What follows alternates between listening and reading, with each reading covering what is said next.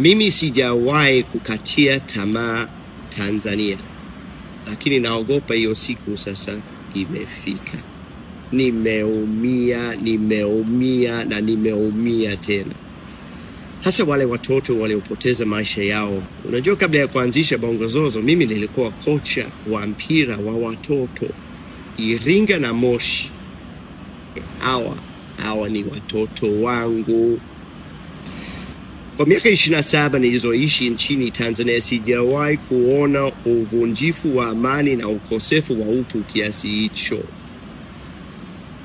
Yani ukiangalia video zinazosambaa mitandaoni, yani unasema hii sio Tanzania tunaojua sisi.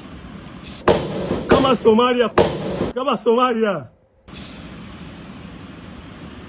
Najitahidi kuongea kwa heshima, lakini siwezi kuridhika nikiona risasi zinatumika kwa raia.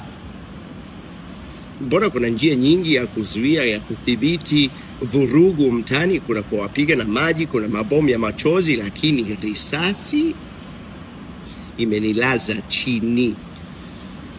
Napinga 100%.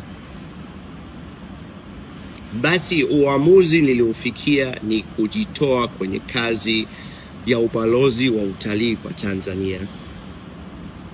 Kazi yenyewe nilipokea kwa moyo mkunjufu, na irudisha kwa moyo mzito sana.